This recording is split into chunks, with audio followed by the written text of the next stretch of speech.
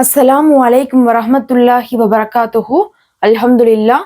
இறைவனுடைய சாந்தியும் சமாதானமும் நம் அனைவரின் மீதும் உண்டாவதாக. ஒரு பிரேக்கிங் நியூஸாக இருந்து கொண்டிருக்கக்கூடிய ஒரு செய்தியை தான் பார்க்க போறோம். இஸ்ரேல் ராணுவம் கொத்தாக போய் ஹமாஸிடம் அடி வாங்கியிருக்காங்க. இதுவரையும் போர் ஆரம்பிச்சதிலிருந்தே இந்த அளவுக்கான இறப்பு ஒரே இடத்துல ஒரே நேரத்துல நடந்ததில்லைன்னு சொல்லிட்டு இஸ்ரேல் தரப்புலயே அறிவிக்கப்பட்டிருக்கு. அந்த அளவுக்கு ஒரு மாபெரும் சேதமாக இஸ்ரேல் ராணுவத்துக்கு இருந்திருக்கு. எங்க நடந்துச்சு, எப்ப நடந்துச்சு, எவ்வளவு இவங்களுக்கு சேதம் ஏற்பட்டிருக்குது, எத்தனை பேர் இறந்திருக்காங்கிற கூடிய அனைத்து தகவலையும் நம்ம இந்த காணொலியில பார்க்கலாம். இன்னும் சப்ஸ்கிரைப் பண்ணாம பார்த்துட்டு இருக்கவங்க மறக்காம சப்ஸ்கிரைப் பண்ணிக்கோங்க. இப்போது இஸ்ரேல் மற்றும் காசாவுடைய போர் உச்சத்தை தொட்டு கொண்டு இருக்கு. ஒரு பக்கம் பார்த்தா இஸ்ரேல் மருத்துவமனைகளையா குறி வச்சு தாக்கிட்டு இருக்காங்க. இப்போது அங்க இருக்கக்கூடிய அல் நசீர் மருத்துவமனையெல்லாம் கடுமையான தாக்குதல் போயிட்டு இருக்கு. அதன் காரணமாக கொத்து கொத்தாக பொதுமக்கள், காசா மக்கள் இறந்து கொண்டிருக்கிறாங்க. இவர்கள் மனசாட்சியே இல்லாம ஆரம்பத்துல இருந்தே அல்சிஃபா மருத்துவமனை, ரேன்டிசி மருத்துவமனைன்னு சொல்லி மருத்துவமனையவே இவங்க குறி வச்சு தாக்கிட்டு இருந்தாங்க. இப்போது அந்த வரிசையில அல் நசீர் மருத்துவமனையும் கடுமையான பாதிப்புக்கு உண்டாக்கப்பட்டிருக்கு. அதோட சேர்ந்து கான்யூனிஸ் பகுதியில் இருக்கக்கூடிய இன்னும் 2 மருத்துவமனைகளையும் அவர்கள் காலி பண்ண சொல்லிட்டு அங்கேயும் சுத்தி தாக்குதல் செஞ்சு கொண்டிருக்காங்க. அங்க இருக்கக்கூடிய மக்களுடைய நிலைமை தான் இப்ப எங்க போறதுன்னு தெரியாம மிகவுமே சிரமத்துல அவர்கள் இருந்து கொண்டிருக்காங்க. இப்படி ஒரு பக்கம் போயிட்டு இருக்கும்போது இன்னொரு பக்கம் மத்திய காசால என்ன பண்ணிட்டு இருக்காங்கன்னா, இஸ்ரேலுடைய ராணுவம் உள்ள போறதுக்காக முயற்சி பண்ணிட்டே இருக்கிறாங்க. மத்திய காசால ஒரு சில குடியிருப்புகளை அவர்கள் கையகப்படுத்தி அதை அவங்களுடைய இராணுவ தளமாக உபயோகிச்சுட்டு வந்துட்டு இருக்காங்க. எப்பயுமே ஒரு இராணுவம் உள்ள போதுன்னா இன்னொரு நாட்டுல அங்க இருக்கக்கூடிய கட்டிடங்கள் எல்லாம் இவங்க பிடிச்சி வச்சுட்டு அதுல இவங்க என்ன பண்ணிப்பாங்கன்னா இவங்களுடைய ஆயுதங்கள் எல்லாம் வச்சுப்பாங்க. இவங்க போய் அங்க குடியிருந்துப்பாங்க. அந்த மாதிரிதான் இஸ்ரேல் ராணுவம் என்ன பண்ணிருக்கு, மத்திய காசால இருக்கக்கூடிய ஒரு 3 பில்டிங், அந்த 3 பில்டிங் எடுத்து அது அடுக்குமாடி கட்டிடம், அதுல இவங்களுடைய இராணுவ தளமா பயன்படுத்திட்டு இருந்திருக்காங்க. இங்கிருந்து அந்த இடத்துல இருந்து பார்த்தா ஒரு 3 நாளைக்கு முன்னாடி இவங்க வீடியோலாம் ரிலீஸ் பண்றாங்க. தொடர்ந்து இஸ்ரேல் ராணுவம் என்ன பண்ணிட்டு இருக்குன்னா வீடியோக்கள் எல்லாம் ரிலீஸ் பண்ணிட்டு தான் இருக்கு அவ்வப்போது.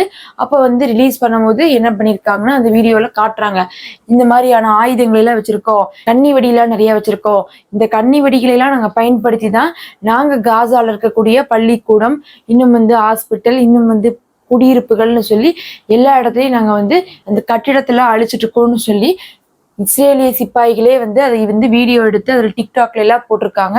அப்ப பாத்தீங்கன்னா இந்த 2-3 நாட்களாகவே இந்த விஷயம் வெளியாயிட்டு இருக்குது. பொதுவாகவே ஹமாஸுடைய ஒரு பழக்கம் என்னன்னா, இஸ்ரேல் ராணுவம் ஏதாவது ஒரு வீடியோ வெளியிட்டாங்கன்னா அது இவங்களுக்கு நல்ல ஒரு சான்ஸா போயிருது தெரிஞ்சுக்கிட்டு போய் தாக்குறதுக்கு. அந்த மாதிரிதான் என்ன பண்ணிட்டாங்க, இந்த தடவையும் ஹமாஸ் அவர்களை தாக்குறதுக்காக முடிவு பண்ணிட்டாங்க. அங்க சுத்தி இருக்கக்கூடிய பகுதியில தொடர்ந்து தரைவழி தாக்குதல்ல நேரடியான சண்டைகள் நடந்துகிட்டே இருந்திருக்குது. அப்போ தாக்குதல் முதல்ல தொலை தூரத்துல அதுல சுத்தி இருக்கக்கூடிய பகுதியில நடந்திருக்குது. அந்த சமயத்துல ஹமாஸ் இஸ்ரேல் ராணுவத்தையும் இஸ்ரேலுடைய வாகனங்களெல்லாம் அடிச்சு நொறுக்கியிருக்காங்க. நொறுக்கிட்டு அடுத்த கட்டமாக அந்த கட்டிடத்தை நோக்கி நெருங்கி அந்த கட்டிடத்தின் மீது என்ன பண்ணிருக்காங்கன்னா ஏவுகணை தாக்குதல் செஞ்சிருக்காங்க. இவங்க செஞ்ச தாக்குதலின் காரணமாக அந்த கட்டிடம் பார்த்தா அடுக்குமாடி கட்டிடம், அதுக்குள்ள பார்த்தா 100கணக்கான இஸ்ரேலிய வீரர்கள் இருந்திருக்காங்கன்னு சொல்றாங்க. கிட்டத்தட்ட ஒரு படையே அங்க இருந்திருக்குது. மத்திய காசாக்கு வந்த படை, அந்த படை இருந்த அந்த கட்டிடத்தை குறி வச்சு இவங்க தாக்குனதுல உள்ளுக்குள்ள ஏற்கனவே அவங்களே காமிச்சாங்க, கண்ணி வெடி வச்சிருக்கோம், வெடிமருந்தெல்லாம் வச்சிருக்கோம், ஏவுகணையெல்லாம் வச்சிருக்கோன்ட்டு. அப்ப இந்த தாக்குதல் என்ன ஆயிடுச்சுன்னா உள்ள இருந்த எல்லா வெடியும் சேர்ந்து வெடிக்க ஆரம்பிச்சு அங்கிருந்த 2 முழு கட்டிடமுமே பார்த்தா தரைமட்டமாயிருக்கு. அதுக்குள்ள பார்த்தா 100கணக்கான நபர்கள் இருந்திருக்காங்க. இதுல அவங்களுக்கு எவ்வளவு சேதம் ஏற்பட்டிருக்குன்னு பார்க்கும்போது ஒவ்வொரு செய்திகள்லயும் சில விஷயங்கள் மாறுபடுது. பொதுவாக பார்த்தா ஒரு 50 பேர் பக்கம் மரணம் அடைந்திருக்கிறதுக்கான எல்லா வாய்ப்புகளும் இருக்கு. 100 பேத்துக்கு மேல படுகாயம் அடைந்திருப்பாங்க அப்படின்னு சொல்லப்படுது. இஸ்ரேல் தரப்புல இதை பத்தி என்ன சொல்றாங்கன்னா, இதை பத்தி நெத்தன்யாகுவே நேற்றைய தினம் ஒரு அறிக்கையை வெளியிட்டிருக்காரு. அதுல பார்த்தா ஹமாஸ் நடத்தின தாக்குதல்ல தான் இவங்க இறந்த மாதிரி சொல்லல, அதுக்கு பதிலாக இவங்களுடைய இராணுவமே மாத்தி செஞ்ச தாக்குதல்ல அவங்களுடைய இத்தனை சோல்ஜர்ஸுமே இறந்துட்டாங்க அப்படிங்கிற மாதிரி தான் அவங்க சொல்லியிருக்காங்க. மிஸ்ஃபயர்னாலதான் இறந்திருக்க மாதிரி அவர் அறிக்கை விட்டிருக்காரு. அதுல அவங்க என்ன சொல்றாங்கன்னா, அந்த சோல்ஜர்ஸ் உடைய குடும்பத்துக்கு நாங்க ஆழ்ந்த இரங்கலை தெரிவிச்சுக்கிறோம், நாங்க அவங்கள கட்டி அணைக்கிறோம். ஆனா இப்படி ஒரு தவறு நடந்துருச்சு, இதிலிருந்து இஸ்ரேல் ராணுவமானது பாடத்தை கற்றுக்கொள்ள வேண்டும், போர்ல வீரியமாக செயல்படணும் அப்படிங்கிற மாதிரிலாம் நெத்தன்யாகு ஒரு அறிக்கையை வெளியிட்டு இருந்தாரு. அது மட்டும் இல்லாம அவங்களுடைய ஊடகங்கள்ல எல்லாம் சொல்லிட்டாங்க இதை பத்தி இனிமேல் பேசக்கூடாதுங்கிற மாதிரி, எவ்வளவு எண்ணிக்கை என்னென்ன தகவல்னு வெளியே விடக்கூடாதுன்னு சொல்லிட்டாங்க. ஆனா வந்து உண்மை என்னன்னு பார்க்கும்போது ஹமாஸுடைய தாக்குதல்ல தான் அங்க இருக்கக்கூடிய கட்டிடங்கள் இடிஞ்சு அதுல வந்து பார்த்தா இஸ்ரேல் ராணுவம் வந்து உயிரிழந்திருக்கு. உயிரிழந்தவங்களையும் சரி காயமடைந்தவங்களையும் தூக்கிட்டு போறதுக்காக வந்து ஹெலிகாப்டர் வரும். அப்படி வந்து ஹெலிகாப்டர் தூக்கிட்டு போகும்போது கூட பார்த்தா அதிகமான நபர்களை தூக்கிட்டு போக முடியல. காரணம் என்னன்னு பார்த்தா கட்டிடம் எல்லாம் இடிஞ்சு அதுக்குள்ள சிக்கி வந்து கஷ்டப்பட்டுட்டு இருக்காங்களோ, எத்தனையோ நபர்கள் இன்னும் வந்து மீட்க கூட படாம அந்த கட்டிடங்களுக்குள்ள வந்து பிணங்களாக இருக்காங்களோ, அந்த மாதிரி இஸ்ரேல் ராணுவம் நேத்து வந்து பார்த்தா அந்த கட்டிடத்துக்குள்ளெல்லாம் வந்து சிக்கி இருக்கிறதுனால அதிகமான நபர்கள் வெளியே கூட வந்திருக்கிறதுக்கு வாய்ப்பு இல்லாம தான் இருந்திருக்கு. நேற்று முழுவதுமே பார்த்தா இதுதான் வந்து பிரேக்கிங் நியூஸாக வந்து இஸ்ரேல்ல போயிட்டு இருந்திருக்குது. இஸ்ரேலுடைய IDF தரப்புல இருந்தே அறிவிச்சிட்டாங்க. என்னன்னு சொல்லிட்டாங்கன்னா, எங்களுடைய வீரர்களுக்காக நீங்க வந்து ப்ரே பண்ணுங்க, பிரார்த்தனை செய்யுங்க அப்படின்னு சொல்லிட்டு அனுபவிச்சுட்டாங்க. பிரார்த்தனை செய்யுங்கன்னு சொல்லிட்டு அறிவிச்சிட்டாங்க. அதை பார்த்துட்டு அங்க இருந்தவங்க மக்களுக்குலாம் வந்து ரொம்ப ஷாக்கு. ஏற்கனவே மக்கள் போரை நிறுத்துங்கன்னு சொல்லிட்டு இருக்காங்க, எங்களுடைய பிணைக்கைதிகளை மீட்டு கொடுங்க, இன்னும் வந்து எங்க குடும்பத்தினர்கள் வந்து போய் சண்டை போட்டு இருக்காங்க, அவங்களோட உயிரெல்லாம் போயிட்டு இருக்கு, நீங்க முதல்ல போரை நிறுத்தினாவே எங்களுக்கு போதும்னு இருந்தாங்க. இந்த நிலைமையில வந்து இப்படி மறுபடியும் ஒரு செய்தி நடக்கும்போது தொடர்ந்து நீங்க தோல்விதான் அடையிறீங்கன்னு சொல்லிட்டு மக்கள் ரொம்பவே வந்து கொந்தளிச்சிருக்காங்க. வார் கேபினெட்ல இருந்த மினிஸ்டர்லாம் கூட ரொம்ப வந்து கெத்தா பேசிட்டு இருந்தாங்க, நாங்க வந்து அது செஞ்சிருவோம் இது செஞ்சிருவோம்ட்டு.